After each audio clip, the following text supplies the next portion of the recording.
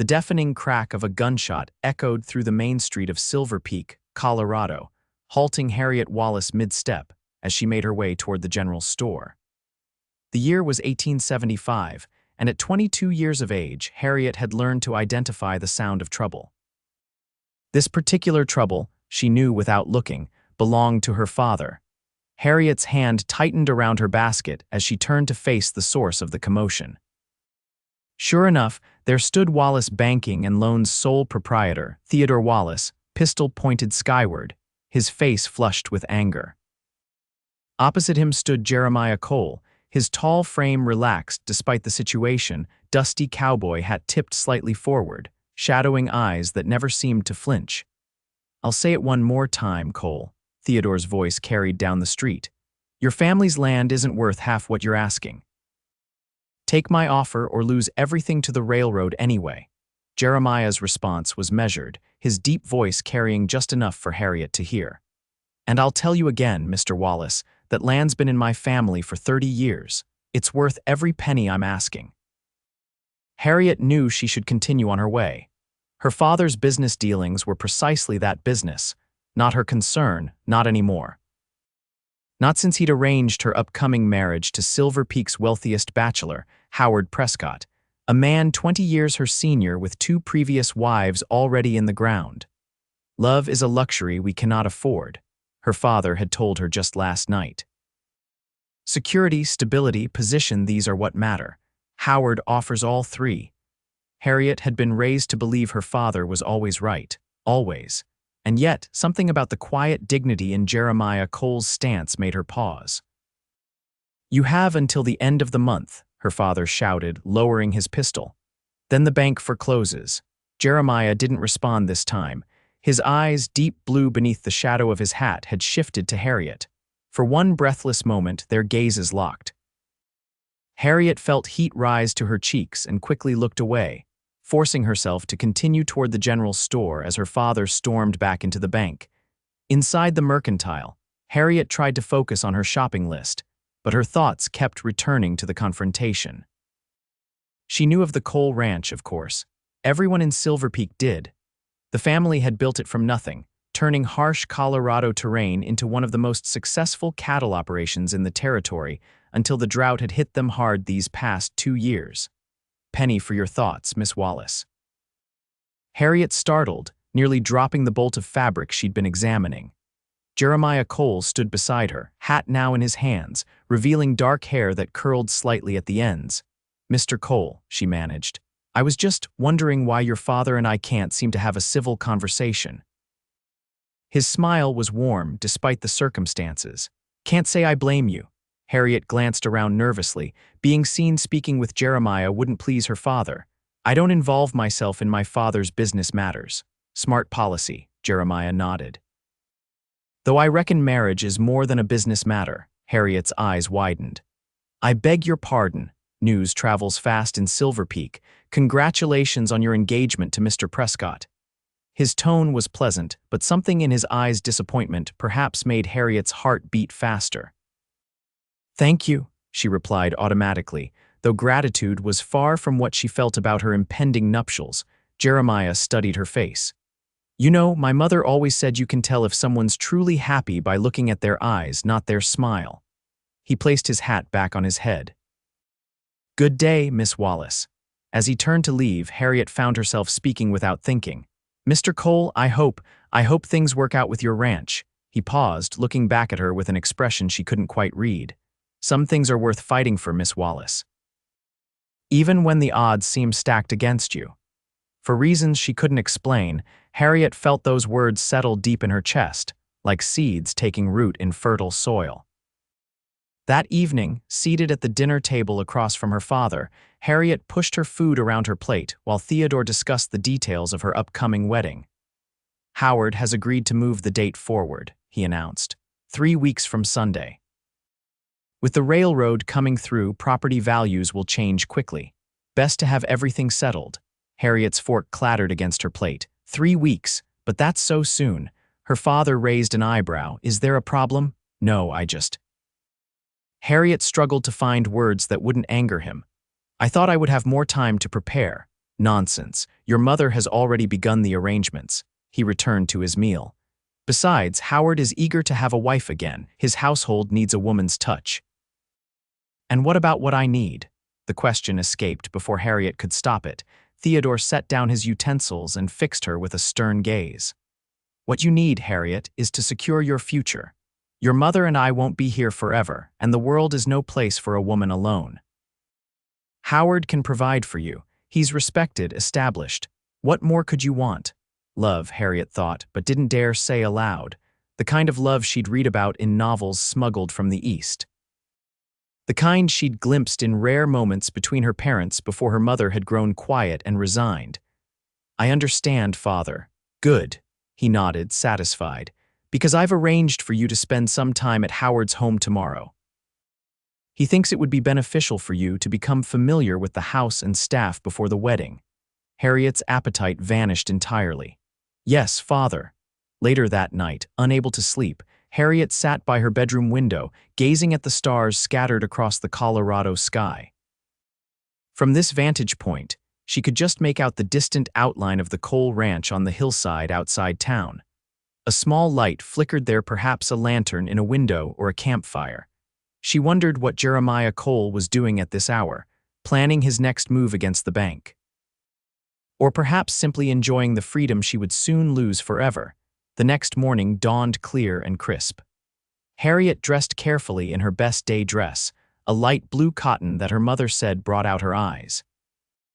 Her stomach churned at the thought of spending the day in Howard Prescott's home, a large, imposing structure at the edge of town that always seemed unnaturally quiet. Remember your manners, her mother cautioned as she helped Harriet with her bonnet. Catherine Wallace was a faded version of her daughter, years of frontier life and disappointment having dulled what had once been vibrant beauty. Howard values propriety above all else. Yes, Mother, Harriet forced a smile. I'll make you proud. Catherine's hands stilled, and for a moment, something like regret crossed her features. Harriet, I know this isn't what you dreamed of, but it's all right, Harriet interrupted gently. Father is right. Security is what matters. Her mother nodded, though her eyes remained troubled. Yes, of course. Howard's housekeeper, Mrs. Finch, met Harriet at the door, her perpetually pinched expression suggesting Harriet had already committed some grave offense simply by arriving. Mr. Prescott is in his study, she announced. He will join you for tea at 11. Until then, I am to show you the household. What followed was a meticulous tour of what would soon be Harriet's domain, a house filled with expensive furnishings but devoid of warmth. The kitchen where she would plan meals but never cook them. The dining room where she would preside over formal dinners for Howard's business associates. The parlor where she would receive approved visitors. And these, Mrs. Finch said, opening a door to reveal a small bedroom adjacent to a much larger one, are your quarters. Harriet stepped inside, noting the narrow bed, the simple vanity, the conspicuous absence of personal touches. My quarters, she asked, confused. But I thought Mr. Prescott maintains separate sleeping arrangements, Mrs. Finch explained, her tone suggesting this was entirely normal. He will visit when he desires company. A cold sensation settled in Harriet's stomach. This was to be her life, existing in this house not as a partner but as an ornament, to be displayed or stored away according to Howard's wishes. The previous Mrs. Prescott's found this arrangement quite satisfactory, Mrs. Finch added, misinterpreting Harriet's silence. Until they died, Harriet thought grimly, remembering the rumors about Howard's first wife dying in childbirth and the second from a mysterious illness. Tea with Howard was a stilted affair. At 45, he was not an unattractive man, but his cold gray eyes never seemed to warm when they looked at her. He spoke at length about his expectations: children, preferably sons, proper behavior in public, maintenance of his social standing, while Harriet nodded and murmured agreement. You'll find I'm a generous husband, Harriet, he concluded, setting down his teacup with precision. Your father has negotiated a favorable settlement. You'll want for nothing material. Thank you, Mr. Prescott, Harriet replied automatically. Howard, he corrected. You should become accustomed to using my given name. Howard, she echoed, the name feeling foreign on her tongue. He nodded approvingly. I have business to attend to this afternoon. Mrs. Finch will show you out when you're ready to leave." With that, he stood and departed, leaving Harriet alone with her cooling tea and mounting dread. The walk home gave Harriet time to think, though her thoughts provided little comfort. This was her future, mapped out and inevitable. In 3 weeks, she would become Mrs. Howard Prescott, mistress of that cold house, subject to the whims of a man who viewed her as little more than a transaction. Lost in these grim reflections, Harriet almost didn't notice the commotion ahead until she was upon it. A crowd had gathered outside the bank, voices raised in anger. At the center stood her father and Sheriff Mills, facing down at least a dozen ranchers and farmers. "The bank can't just change terms whenever it pleases," one man shouted. "The railroad coming doesn't give you the right to rob us blind," called another. Theodore Wallace stood firm, chin raised defiantly. "Gentlemen, the economic realities of our situation are clear. The bank must protect its interests. New loan terms reflect current market conditions." Jeremiah Cole stepped forward, his presence immediately commanding attention. "What you're doing isn't just business, Wallace. It's exploitation. These people built this town, and you're hanging them out to dry for a quick profit." "Mind your tongue, Cole," Theodore snapped. "Your family's stubbornness doesn't give you the right to incite unrest." "I'm not inciting anything," Jeremiah replied evenly. "Just pointing out that a community is more than balance sheets and profit margins." Harriet watched, transfixed, as Jeremiah addressed the crowd, his voice carrying easily across the street. "The railroad's coming whether we like it or not," he acknowledged. "But that doesn't mean we have to let outside interests dictate our worth. My family's fighting to keep our land because it's more than property, it's our legacy, our home. Each of you has the same right to fight for what's yours." There was something in his conviction that stirred something in Harriet, a longing she'd spent years trying to suppress. What would it be like, she wondered, to believe in something so completely, to fight for it despite the odds? When the crowd finally dispersed, with Sheriff Mills promising to arrange a town meeting to discuss matters further, Harriet found herself approaching Jeremiah as he untied his horse from the hitching post. "That was quite a speech, Mr. Cole," she said. He turned, surprise evident on his face before he smiled. "Miss Wallace, didn't expect to see you taking an interest in bank matters. I was on my way home." She hesitated, then added, "From Mr. Prescott's house." Something flickered in Jeremiah's eyes. "I see. Getting acquainted with your future home, something like that." Harriet glanced over her shoulder, making sure her father was still inside the bank. "Can I ask you something, Mr. Cole?" "Jeremiah," he corrected. "And you can ask me anything." "Jeremiah," she repeated, liking the way it sounded. "Why fight so hard? The railroad is coming. My father rarely changes his mind once it's set. Wouldn't it be easier to take what he's offering and start fresh somewhere else?" Jeremiah considered her question seriously. "Easier, maybe, but some things are worth fighting for even when it's hard." "Especially when it's hard," he patted his horse's neck. "My grandfather built that ranch when there was nothing but wilderness. My father expanded it acre by acre. That land holds our blood, sweat, and memories. Its value can't be measured in dollars." "But isn't that impractical?" Harriet pressed. "Sentimental? Some might say so," he agreed. "But I believe the things that matter most in life rarely make practical sense. Love, loyalty, home, they're not entries in a ledger, but they're what make life worth living." Harriet felt something shift inside her, like a door long closed creaking open. "My father says love is a luxury we cannot afford." Jeremiah's gaze softened. "With all due respect to your father, Miss Wallace, I believe love isn't a luxury, it's essential, as necessary as air, Harriet." Her father's sharp voice cut through the moment. "What are you doing?" Harriet stepped back quickly. "I was just passing by, Father." Theodore Wallace strode toward them, face thunderous. "Go home, Harriet, now." "Yes, Father." She turned to leave, but not before casting one last glance at Jeremiah. The look in his eyes, a mixture of concern and something deeper, stayed with her all the way home. That evening, Harriet's father was uncharacteristically quiet during dinner, while her mother filled the silence with nervous chatter about wedding preparations. It wasn't until they retired to the parlor afterward that Theodore addressed his daughter directly. "I saw you speaking with Cole today," he said without preamble, Harriet's hands stilled on the embroidery in her lap. We exchanged a few words, that's all. A few words too many. Theodore set aside his newspaper. That man is trying to undermine everything I've built in this town. Everything I'm trying to secure for your future. He's just trying to save his family's ranch, Harriet ventured. His family's ranch is standing in the way of progress, her father countered. The railroad will transform Silverpeak. Property values will triple, maybe quadruple. Those who adapt will prosper. Those who cling to the past will be left behind. Catherine Wallace looked between her husband and daughter anxiously. Theodore, I'm sure Harriet understands the importance of her position. She would never do anything to jeopardize her future. I should hope not. Theodore fixed Harriet with a hard stare. Howard mentioned today that you seemed distracted during your visit. He's concerned you may not fully appreciate the opportunity being offered to you. Harriet's cheeks burned with humiliation.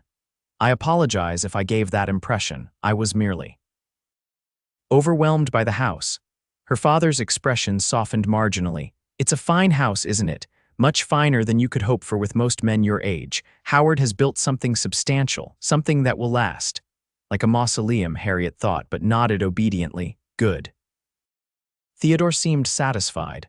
I've invited Howard to dinner tomorrow evening. I expect you to demonstrate your gratitude more convincingly. That night, sleep eluded Harriet once again. Her window faced the distant coal ranch, and she found herself drawn to it, watching for that small light she'd seen the previous night. When she spotted it, a strange comfort washed over her. Someone else was awake in the darkness, perhaps wrestling with their own impossible choices. On impulse, Harriet lit a candle and placed it in her own window, a tiny answering beacon. It was a foolish gesture. Jeremiah couldn't possibly see it or know it was meant for him, but it made her feel somehow less alone. The next day brought an unexpected disruption to Silverpeak's routine. A group of railroad surveyors arrived, setting up camp at the edge of town and immediately beginning to stake out the proposed route. Their presence made the coming changes feel suddenly, alarmingly real. Harriet observed them from the millinery shop where she was being fitted for her wedding bonnet. The men moved with purpose, consulting maps and making notations, oblivious to how their work was reshaping the future of everyone around them. They say the station will be built right where the old schoolhouse stands, remarked the milliner, Mrs. Larson, as she pinned lace to the bonnet. Progress, they call it, though I can't say I'm convinced a railroad brings only good things. Oh. Harriet prompted, curious about this perspective that so contradicted her father's. Mrs. Larson shrugged. Brings strangers, for one thing, changes what a place is. My husband's cousin lives in a town that got the railroad 5 years back. Says you wouldn't recognize it now. Saloons on every corner, brothels barely bothering to hide what they are, good families moved away because of the noise and commotion. Father says it will bring prosperity, Harriet offered. For some, I don't doubt it, for others. The older woman sighed. Well, prosperity isn't everything, is it? There's community. There's peace. There's knowing your neighbors and feeling safe. Can't put a price on those things. Harriet pondered this as she left the shop, bonnet order placed for a wedding she increasingly dreaded. The surveyors had moved closer to town now, and she noticed Jeremiah Cole standing nearby, watching them with a grim expression. Without fully intending to, Harriet found herself walking toward him. They're really going through with it, she said by way of greeting. Jeremiah turned, his face lighting up when he saw her. Miss Wallace, twice in 2 days people will talk. Let them, Harriet said with a boldness that surprised her. I'm curious about something you said yesterday. What's that? You said love is essential, not a luxury. She met his gaze directly. How can you be so certain? A slow smile spread across Jeremiah's face. Walk with me, he suggested, gesturing away from the surveyors. Harriet knew she should decline. She was expected home to prepare for dinner with Howard, but instead she nodded. Just for a little while. They strolled toward the edge of town, maintaining a proper distance between them, though Harriet was acutely aware of his presence beside her. My parents had what you might call an unconventional marriage, Jeremiah began. My mother was educated back east, came from money, could have married anyone. Instead, she fell in love with my father, a rancher with nothing but dreams and determination. Her family disowned her when she chose him. That must have been difficult for her, Harriet said. At times, he agreed. But I never once heard her express regret. Even in the hardest years, and there were plenty, they faced everything together, partners in the truest sense. He paused, looking out toward his ranch in the distance. When my father died 3 years ago, my mother told me something I'll never forget. She said, 30 years with the right person is worth more than a lifetime of security with the wrong one. Harriet felt those words resonate within her. Where is your mother now? A shadow crossed Jeremiah's face. She passed last winter, pneumonia. I'm sorry, Harriet said softly. Thank you. He was quiet for a moment before continuing.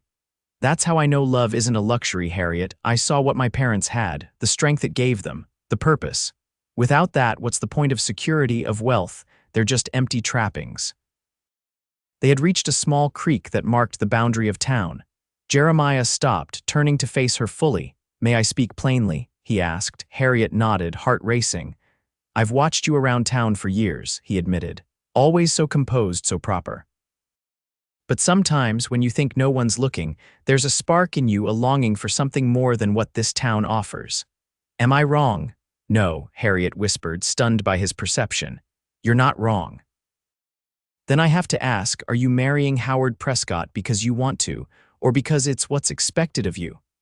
The directness of the question took her breath away. No one had ever asked her what she wanted, not her father, not Howard, not even her mother. The assumption had always been that she would do what was proper, what was advantageous. Harriet faltered, then found her voice. It's not that simple. My father has arranged everything. The contracts are drawn up, the announcements sent. That's not what I asked, Jeremiah said gently. Harriet looked away, unable to bear the intensity of his gaze. What I want doesn't matter. It matters to me. The simple declaration hung in the air between them. Harriet looked up to find Jeremiah watching her with an expression that made her heart skip a beat, a mixture of admiration, concern, and something deeper that she dared not name.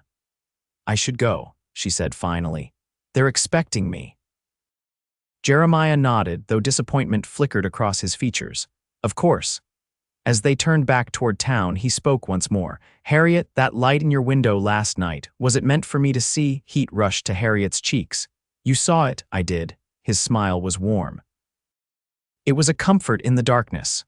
I saw your light first, she admitted. It made me feel less alone. You're not alone, Jeremiah said softly. Remember that. They parted at the edge of town, Harriet hurrying home with her mind in turmoil, and her heart beating a rhythm that felt dangerously like hope. Dinner with Howard Prescott was exactly as Harriet had feared, a stilted affair where she was more discussed than included in conversation. Howard and her father talked business while her mother maintained a nervous stream of comments about the wedding preparations. Harriet smiled and nodded at appropriate intervals, all while feeling increasingly like a prized mare being traded between ranchers. I've commissioned a special brooch for you to wear at the ceremony, Howard announced during dessert, his first direct address to Harriet all evening. Silver with pearl inlay, quite expensive, you'll be the envy of every woman in town.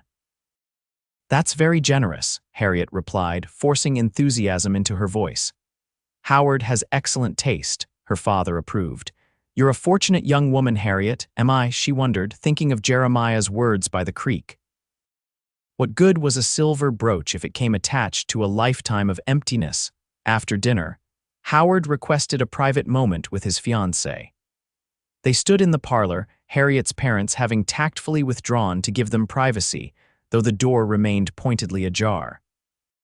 You seem distracted tonight, Howard observed, his tone suggesting this was a character flaw rather than a natural state.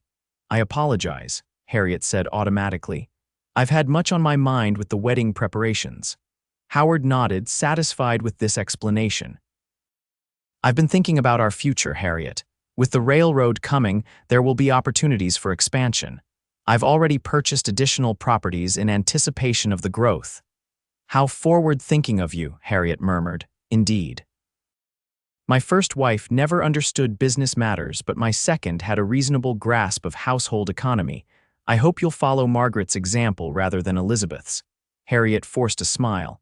I'll do my best to meet your expectations. Good. Howard reached out, taking her hand in his. His touch was cool, impersonal. "I believe we will suit admirably, Harriet. You have the proper background and deportment to be an asset to my position in this community. An asset. Not a partner, not a lover, not even a friend. An asset." When Howard finally departed, Harriet escaped to her room, claiming fatigue. Instead of preparing for bed, however, she returned to her window, searching the darkness for that now familiar light from the coal ranch. When she spotted it, she quickly lit her own candle and placed it on the sill. Two lights in the darkness, separated by distance but somehow connected. In that moment, Harriet made a decision that would change everything. The next morning, she rose before dawn, dressed quickly, and slipped out of the house before her parents awakened. The early hour meant Silverpeak was mostly deserted, only a few shopkeepers preparing to open for the day as Harriet made her way purposefully out of town. The walk to the coal ranch took over an hour, the rising sun warming her back as she followed the road that wound through golden grasslands dotted with scrub pine. By the time the ranch house came into view, Harriet's practical boots were coated in dust, and her resolve was beginning to waver. What was she doing? Coming unescorted to a bachelor's home was scandalous enough to ruin her reputation. If her father discovered her absence, his fury would be unimaginable. Yet she continued forward, drawn by some force stronger than propriety or fear. The coal ranch was modest compared to the Prescott estate, but there was something undeniably appealing about its sturdy construction, and the careful way the buildings had been arranged to create a sheltered courtyard. Flowers grew in wooden barrels near the main house, a touch Harriet suspected had been Jeremiah's mother's influence. As she approached, a dog began barking, and moments later, Jeremiah emerged from the barn, his expression shifting from wariness to astonishment when he recognized his visitor. "Harriet," he quickly closed the distance between them, "is everything all right? Has something happened?" "Nothing's happened," she assured him. I needed to speak with you." Concern gave way to a cautious smile. "Well, I'm honored by the visit, though I reckon your father wouldn't approve." "No, he wouldn't," Harriet agreed, "but I've been thinking about what you said, about what matters in life, about choice." Jeremiah's expression grew serious. "Come inside. You look like you could use some coffee after that walk." The interior of the coal home was exactly as Harriet might have imagined it, simple but comfortable, with touches of refinement that spoke of his mother's Eastern upbringing alongside practical frontier furnishings. Books lined one wall, a surprising luxury in a ranch house. Jeremiah busied himself at the stove while Harriet gathered her thoughts. When he placed a steaming cup before her, the rich aroma helped steady her nerves. "I can't marry Howard," she said finally, the words tumbling out in a rush. "I thought I could do it for my father, for security, for propriety's sake. But after speaking with you yesterday, I realized I would be betraying myself, living a lie. I want more than that. I deserve more than that." Jeremiah sat across from her, his expression guarded. "That's a big decision, Harriet. What does it mean for you, for your family?" "I don't know," she admitted. "Father will be furious, mother will be heartbroken, society will talk. But I keep thinking about what you said, that 30 years with the right person is worth more than a lifetime of security with the wrong one." "I believe that," Jeremiah confirmed. "But Harriet, I have to ask, why come to me with this decision?" Harriet's cheeks flushed, but she held his gaze. "Because you helped me see the truth. Because every time we speak, I feel more alive than I have in years. Because when I look at you, I see possibility instead of obligation." Jeremiah's eyes widened, hope and caution warring in his expression. "Those are powerful reasons," he said softly.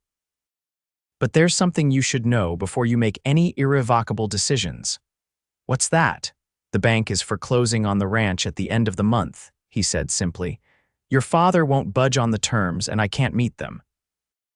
I'm exploring options, but the reality is I may lose everything my family built." "Oh," Harriet hadn't expected this frank admission. "I'm sorry." "Don't be," Jeremiah replied. "I'm fighting it with everything I have. But you deserve to know that the man sitting across from you isn't wealthy and may soon not even have this roof over his head." Harriet considered this. "So you're saying I would be trading one form of security for complete uncertainty?" "That's about the size of it," he confirmed, watching her carefully. To his evident surprise, Harriet laughed a genuine, liberating sound. How strange. That should terrify me, but instead it feels like freedom. Before Jeremiah could respond, the sound of approaching horses interrupted them. Jeremiah moved to the window, his expression darkening. "It's your father," he said grimly. "And the sheriff." Harriet's heart sank. "Someone must have seen me leaving town." "Probably," Jeremiah agreed. "Harriet, I need to know what you want to do." "If you want to return with your father, I understand. If you want to stay." He hesitated. "Well, that's a different matter entirely." The pounding on the door punctuated his words. Time had run out for deliberation. "Mr. Cole," Theodore Wallace's voice boomed, "I know my daughter is in there. Send her out immediately." Harriet took a deep breath, straightened her shoulders, and made her choice. "I'll speak to him." Jeremiah nodded, respect evident in his eyes. "I'll be right beside you." Together, they opened the door to face Theodore Wallace's wrath. The banker stood on the porch, face mottled with fury, Sheriff Mills looking uncomfortable beside him. "Harriet Wallace," Theodore thundered. "Have you lost your mind? Get in the wagon this instant." "Father, please calm down," Harriet said, her voice steadier than she felt. "I came here of my own free will to speak with Mr. Cole, unchaperoned, before dawn." Theodore's gaze shifted to Jeremiah, hatred blazing in his eyes. "I'll see you hanged for this, Cole. Seducing a promised woman, that's enough," Harriet interrupted firmly. "Mr. Cole has acted with complete propriety. I'm the one who came here uninvited." "It doesn't matter," her father snapped. "You're coming home now. The whole town is talking. Howard is beside himself." Sheriff Mills finally spoke up. "Miss Wallace, your mother is mighty worried. Whatever business you had here might be best to continue at another time in a more appropriate setting." Harriet looked at Jeremiah, who gave her a slight nod. "I'll come home," she conceded. "But father, we need to talk. Things cannot continue as they were." Theodore's only response was to grab her arm and all but drag her to the waiting wagon. As they pulled away, Harriet looked back to see Jeremiah standing in his doorway, his expression a mixture of concern and determination that somehow strengthened her resolve. The ride back to town was conducted in icy silence, broken only when they reached the Wallace home. Inside, Catherine waited anxiously, rushing to embrace her daughter. "Harriet, thank heavens you're safe. When Mrs. Thompson said she saw you heading out of town before dawn, she's safe physically," Theodore interrupted coldly. "Her reputation, however, may be beyond salvage. Go to your room, Harriet. Your mother and I need to discuss how to manage this disaster." "No." The word was quiet but firm. Theodore turned slowly to face his daughter. "What did you say?" "I said no." Harriet stood her ground. "I won't be sent to my room like a child while you decide my fate. Not anymore." "Harriet," her mother gasped. "I'm sorry, Mother, but I can't continue this charade." "I won't marry Howard Prescott." The words hung in the air like gunsmoke. Theodore's face drained of color before flushing dark with rage. "You most certainly will marry Howard," he growled. "The contracts are signed. The announcement's published. Do you have any idea what breaking this engagement would do to my standing in this community? To our family's reputation?" "I understand your concerns," Harriet said, struggling to keep her voice even. "But I will not spend my life with a man I don't love in a marriage that would slowly kill my spirit." "Love." Theodore spat the word like a curse. "What does love have to do with marriage? Marriage is an alliance, a practical arrangement for mutual benefit." "Your mother and I had an arranged marriage," Harriet finished. "Yes, I know, but tell me truthfully, Father, are you happy? Is Mother? Or have you both just become accustomed to disappointment?" Catherine made a small, wounded sound, and Theodore's expression faltered momentarily before hardening again. "This is Cole's influence," he accused. "He's filled your head with romantic nonsense." "No," Harriet countered. "He simply helped me see what I already knew in my heart. That I deserve more than a marriage of convenience. That love isn't a luxury, it's essential." Theodore slammed his fist on the table. "Love won't put food on your table or a roof over your head.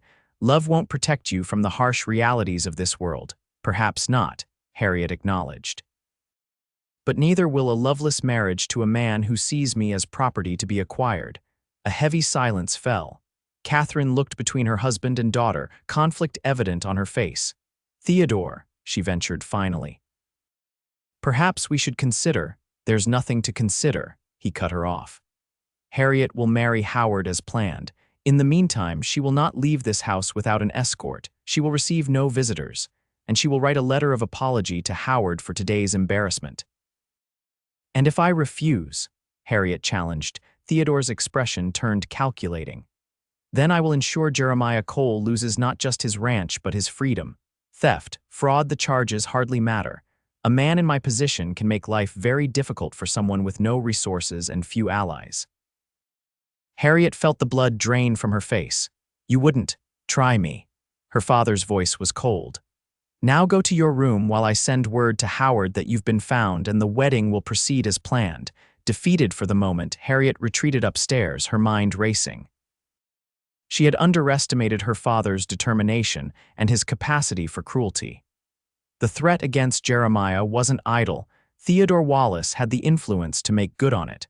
For the next week, Harriet existed in a state of virtual imprisonment. True to his word, her father allowed her no visitors and no outings without her mother as escort. Howard came to dinner twice, treating Harriet with a cool civility that suggested he considered her temporary madness an inconvenience, but not an insurmountable obstacle. Young women often experience nerves before their wedding, he remarked during one such dinner. My second wife, Margaret, required laudanum to steady herself during the final week of preparations. Harriet merely nodded, saving her energy for the battle she knew was coming. Throughout this time, she maintained her nightly ritual of placing a candle in her window, searching first for Jeremiah's answering light. Each night when she saw it, her resolve strengthened. He was still there, still fighting, and so would she. Her opportunity came unexpectedly through her mother. 10 days after the incident at the Cole Ranch, Catherine entered Harriet's room with a somber expression. Your father is meeting with the railroad executives this afternoon, she announced. I've told him I'm taking you to your final dress fitting. I've already had my final fitting, Harriet pointed out. Catherine's eyes met her daughter's directly. Yes, I know, but your father doesn't. We have 3 hours, Harriet. Use them wisely. Harriet stared at her mother in disbelief. Mother, are you suggesting? I'm suggesting nothing, Catherine replied carefully. I'm merely informing you of a temporary absence of supervision. What you choose to do with that information is entirely your affair. But father will be furious with you when he discovers the deception. A sad smile touched Catherine's lips. Your father's fury is a familiar companion after 25 years of marriage. I've learned to weather it. She hesitated, then added softly, what I couldn't bear is watching you make the same mistake I did. Mother. Harriet was stunned by this unexpected alliance.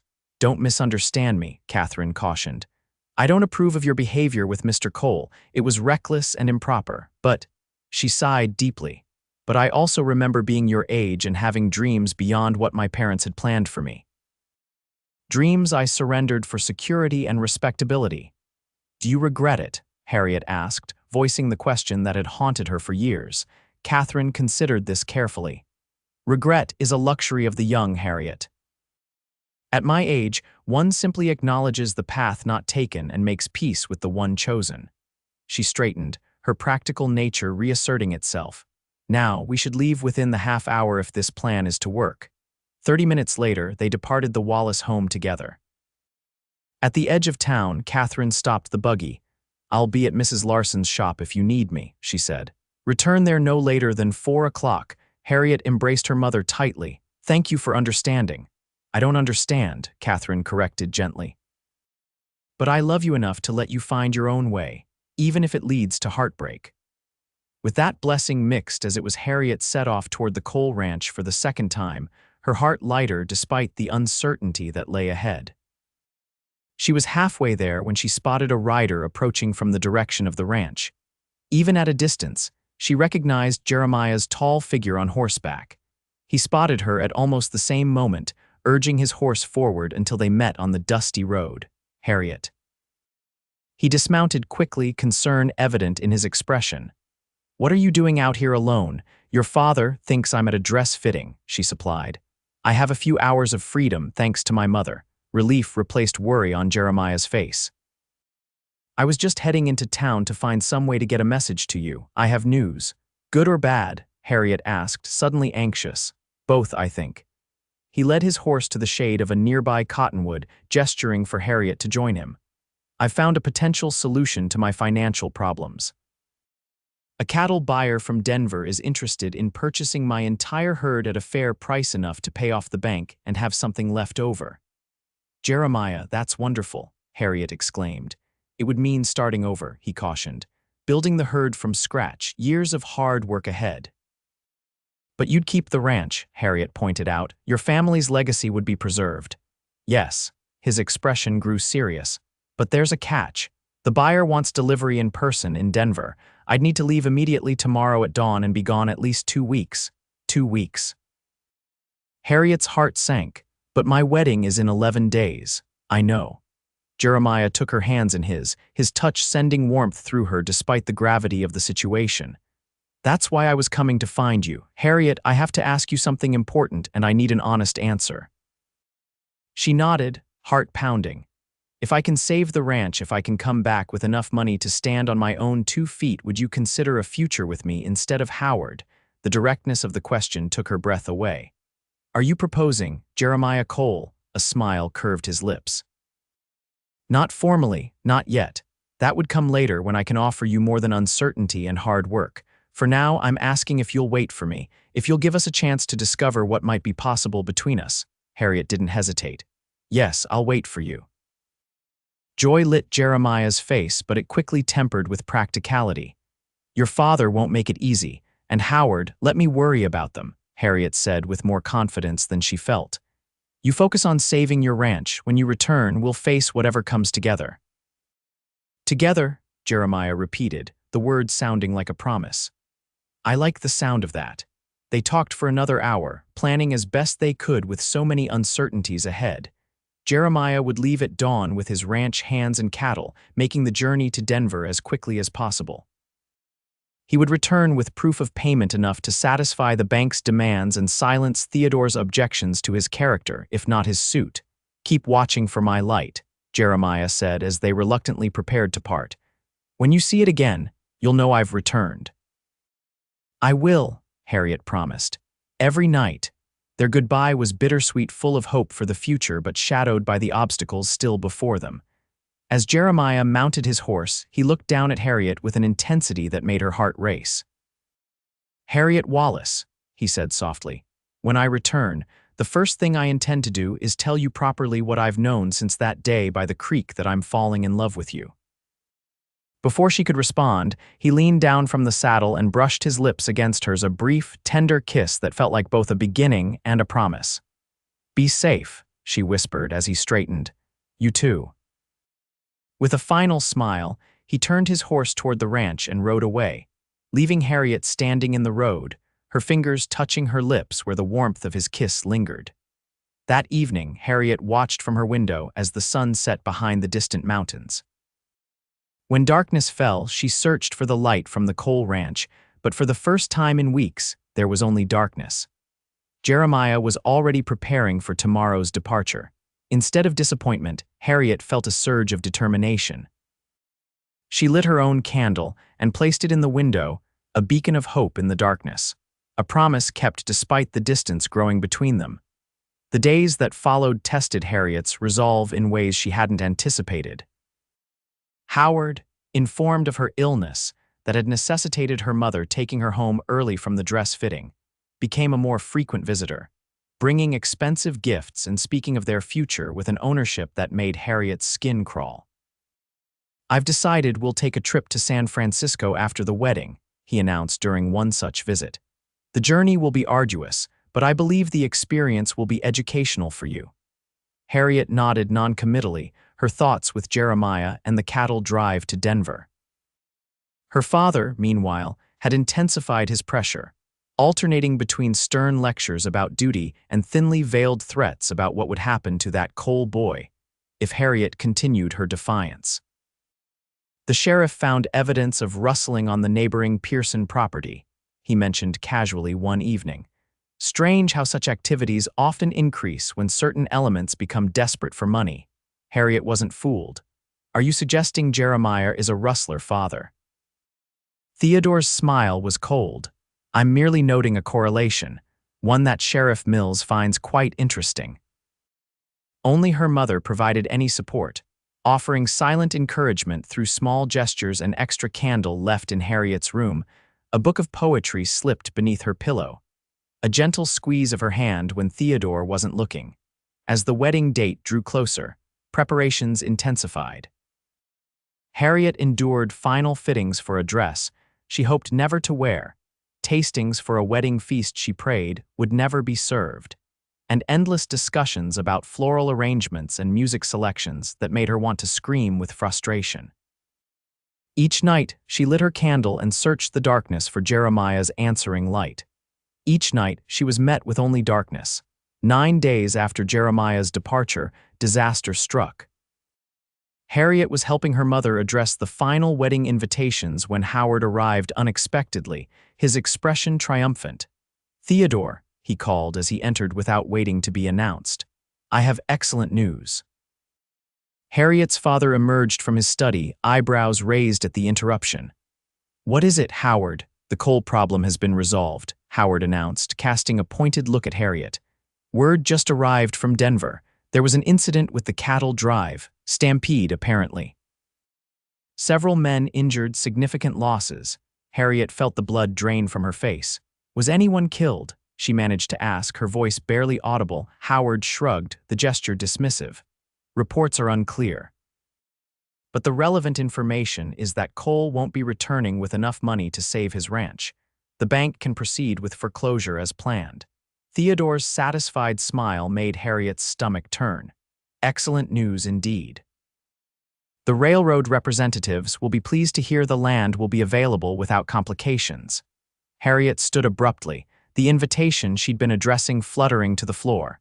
"Excuse me," she whispered, unable to bear another moment in their presence. In her room, she collapsed onto her bed, tears flowing freely. A stampede, injuries. Several men, was Jeremiah among them? Was he hurt?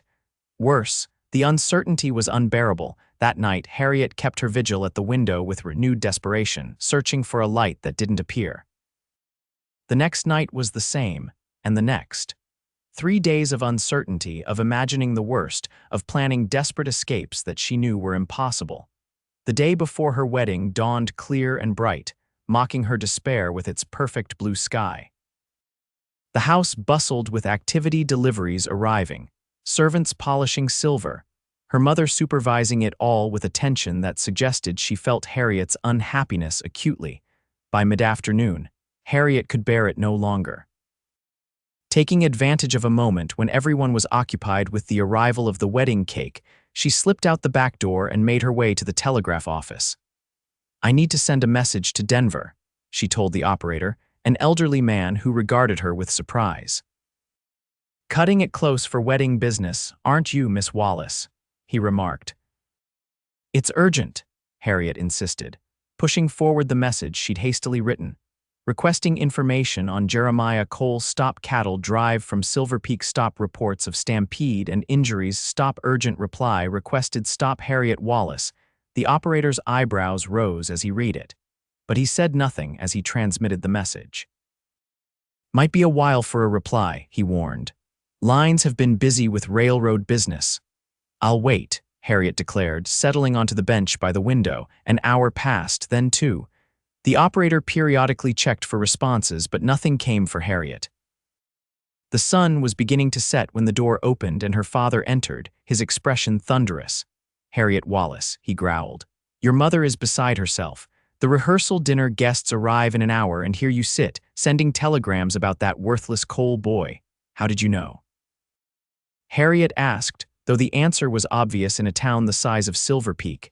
"It doesn't matter," Theodore snapped. "You're coming home now. Tomorrow you will marry Howard Prescott as planned, and this foolishness will end once and for all. And if I refuse?" Harriet challenged, though her voice trembled. Her father leaned close, his voice dropping to a menacing whisper. "Then I will personally ensure that when Cole returns, if he returns, he finds nothing but ruin waiting for him. Not just his ranch, Harriet, his reputation, his future. Everything." The threat hung in the air between them, and Harriet knew with sickening certainty that he meant every word. Without Jeremiah here to defend himself, without knowing if he was even alive, she couldn't risk his destruction. "Fine," she whispered, defeat washing over her. "I'll come." The rehearsal dinner was a blur of faces and voices, with Harriet moving through it like a sleepwalker. Howard sat beside her, his hand occasionally resting possessively on her arm or back, each touch making her skin crawl. She smiled when appropriate, spoke when spoken to, and silently screamed inside. "You'll feel better once it's done," her mother whispered as they prepared to leave. The uncertainty is always the hardest part, but it wasn't uncertainty that plagued Harriet, it was certainty. The certainty that she was about to commit herself to a lifetime of emptiness. The certainty that somewhere, Jeremiah might be hurt or worse, never knowing that she had waited for him until she couldn't wait any longer. That night, Harriet performed her window ritual one last time, lighting her candle with trembling hands and placing it on the sill. Through tears, she searched the darkness for an answering light, knowing it wouldn't come but unable to abandon hope completely. "Please," she whispered to the night. "Please give me a sign." The darkness offered no response. Morning arrived with a flurry of activity. Harriet's wedding dress, an elaborate creation of silk and lace, was laid out. Her mother and Mrs. Larson arrived to help with her hair and preparations. Outside, wagons delivered flowers and food for the reception that would follow the ceremony at the small church on the edge of town. Harriet moved through it all mechanically, speaking only when necessary, her mind far away with a cattle drive in Denver. "You look beautiful," her mother said softly as she adjusted Harriet's veil. "I wish," she trailed off, eyes glistening with unshed tears. "What, mother?" Harriet prompted. Catherine shook her head. "It doesn't matter now, it's time." The journey to the church passed in silence, Harriet staring out the window of the carriage, searching the streets of Silverpeak as if Jeremiah might miraculously appear to stop the wedding. But the only people she saw were townspeople in their Sunday best, making their way to witness her surrender. At the church, her father waited to escort her down the aisle. "You've made the right decision," he told her, offering his arm. "In time, you'll see that." Harriet said nothing, taking his arm automatically as the church doors opened. Inside, the small building was packed with Silverpeak's most prominent citizens. Howard stood at the altar, his expression one of satisfaction rather than joy. The pastor nodded encouragingly as the wedding march began, and Harriet took her first step toward a future she dreaded. Halfway down the aisle, the church doors burst open with a bang that made several women gasp. Harriet turned, hope flaring in her chest, to see the telegraph operator, red-faced and out of breath. "Miss Wallace," he called, waving a yellow paper. "Message for you," said it was urgent. Theodore moved to intercept him, but Harriet was faster, breaking away from her father to snatch the telegram from the operator's hand. Arrived Denver stop cattle safe stop returning with full payment stop arriving Silverpeak today stop wait for me stop Jeremiah. Harriet's heart soared. He was alive, the cattle were safe, he was coming back today. "What is the meaning of this interruption?" Howard demanded, his voice cold with displeasure. Harriet looked up, suddenly aware of the church full of people staring at her. Her father's face was dark with anger, her mother's alight with hope. "I'm sorry," Harriet said, her voice carrying clearly through the silent church. "But I can't marry you, Howard." A collective gasp rippled through the congregation. Howard's expression hardened. "This is neither the time nor the place for hysteria, Harriet. Take your father's arm and let's proceed." "No." Harriet stood her ground, strength flowing through her with each passing second. "I don't love you, Howard, I never will. And I won't condemn us both to a lifetime of emptiness for the sake of propriety or business advantage." "Harriet," Theodore hissed, "you are making a scene." "Yes, I am," she agreed, turning to address the assembled guests. "I apologize for the inconvenience, but there will be no wedding today. Or any day. I cannot marry a man I don't love when my heart belongs to another." With that declaration, Harriet gathered her elaborate skirts and walked back up the aisle, head held high despite the shocked whispers that followed her. At the church door, she paused to look back at her parents. "I'll be at the coal ranch," she announced. then stepped out into the sunshine, feeling truly free for the first time in her life. The walk from town to the ranch was long, especially in a wedding dress, but Harriet didn't care. Each step took her closer to Jeremiah, closer to the future she'd chosen. She had no illusions that it would be easy. Her father's fury would be monumental. Society would talk. The path ahead held uncertainty and likely hardship, but it also held love. And that, Harriet now knew with absolute certainty, was all that truly mattered. She was halfway to the ranch when she heard hoofbeats approaching. Looking up, she saw a rider cresting the hill ahead, silhouetted against the sky. Even at a distance, she recognized the set of his shoulders, the way he sat in the saddle. "Jeremiah," she called, waving. The rider spurred his horse forward, covering the distance between them in moments. When Jeremiah saw her standing in the middle of the road in her wedding dress, he reined in sharply. "Harriet." He dismounted quickly, disbelief written across his features. "What are you doing out here?" "The wedding, there is no wedding," she told him, joy bubbling up inside her. "Not with Howard, anyway." Understanding dawned in Jeremiah's eyes, followed by a happiness so profound it transformed his face. "You waited for me." "Of course I waited," Harriet said, "though I nearly gave up hope when we heard about the stampede." "A minor incident," Jeremiah explained. "Lost a few head, but nothing serious. No one was badly hurt." He reached into his pocket and withdrew a bank draft. "And I got full price for the rest, enough to pay off the bank and start rebuilding." "I'm so glad," Harriet said softly. Jeremiah took a step closer, his eyes never leaving hers. "You're wearing your wedding dress," he observed. "Yes." Harriet smoothed the elaborate skirt self-consciously. "I was rather in a hurry when I left the church." "It's beautiful," Jeremiah said. "You're beautiful." He took her hands in his. "Harriet Wallace, I know this isn't how either of us imagined this moment. I don't have a ring or a proper proposal prepared. But I love you. I've loved you since that day by the creek when you had the courage to question everything you'd been taught about what matters in life." Tears of happiness filled Harriet's eyes. "I love you too, Jeremiah, more than I thought possible." "Then marry me," he said simply. "Not today, not in this dress that was meant for another man, but soon, when the dust settles and we've weathered the storm that's surely coming. Marry me and build a life with me, one based on love and partnership, not obligation or advantage." "Yes," Harriet whispered. 1,000 times yes." Jeremiah's smile was brilliant as he drew her into his arms. This time their kiss was not brief or hesitant, but a promise sealed, a future claimed, a love declared without reservation. When they finally broke apart, Jeremiah glanced back toward town. "Your father won't take this lying down," he warned. "I know," Harriet acknowledged. "But we'll face him together." "Together," Jeremiah agreed, helping her mount his horse before swinging up behind her. "That's how we'll face everything from now on." As they rode toward the ranch, Harriet leaned back against Jeremiah's solid strength, feeling a contentment she'd never known before. The road ahead would not be easy, but it was theirs to travel side by side. And that night, for the first time, their lights would shine from the same window, not distant beacons in the darkness, but a single flame, burning bright with the promise of a future built on love.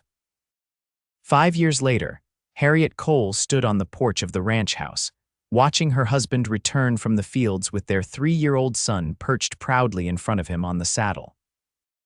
The little boy's laughter carried across the yard, bringing a smile to Harriet's face as she cradled their infant daughter against her shoulder. The years since her almost wedding had brought both challenges and joys. Theodore Wallace had indeed been furious, cutting Harriet off completely and forbidding Catherine from contact. The bank had grudgingly accepted Jeremiah's payment, but made it clear that no further business would be conducted between them. Howard Prescott had left Silverpeak shortly after the wedding debacle, selling his holdings to the railroad and moving east. But there had been unexpected blessings too. Catherine had defied Theodore's orders, maintaining a secret correspondence with her daughter and visiting whenever her husband traveled for business. The railroad had indeed transformed Silverpeak, but not entirely for the worse. New markets had opened up, and the Cole Ranch had gradually prospered under Jeremiah's careful management. And most importantly, Harriet had found a happiness deeper and more sustaining than she'd ever imagined possible. Life as a rancher's wife was hard work, endless chores, lean times when drought struck, the constant challenges of frontier life, but it was also rich with purpose, partnership, and love. "Mama," little Jacob called as Jeremiah helped him down from the horse. "Papa showed me the new calves." "Did he now?" Harriet smiled, bending carefully to embrace her son while balancing baby Hannah. "And were they as handsome as you?" "Not even close," Jeremiah answered, joining his family on the porch and dropping a kiss on Harriet's lips before gently touching his daughter's downy head. "Though that roan heifer might give our Hannah some competition in a few years." Harriet laughed, leaning into her husband's embrace as they watched the sunset paint the Colorado sky in breathtaking hues of gold and crimson. "Any regrets?" Jeremiah asked softly, his arm warm around her waist. Harriet thought of the life she might have had: the fine house in town, the social standing, the material comforts, and then looked at her husband's face, lined now with the evidence of days spent under the sun, at their sturdy home built with their own hands, at their beautiful children. "Not a single one," she answered truthfully. "They told me love wasn't important, but you were right all along. It's the only thing that truly matters." Jeremiah's smile was as tender as the day he'd first told her he loved her. "I'm glad you believed me." "So am I," Harriet whispered, standing on tiptoe to kiss him as the first stars appeared in the darkening sky. Above them, a lamp burned in the window of their home, a single light where once there had been two, now burning all the brighter for being united. And in that moment, as always, Harriet knew with absolute certainty that she had chosen correctly. That this life with its hardships and joys, its challenges and triumphs, was infinitely richer for being built on a foundation of love. That despite what her father had believed, despite what society had insisted, despite what practical minds might argue, love was not a luxury to be sacrificed for security or advantage. It was, indeed, all that mattered.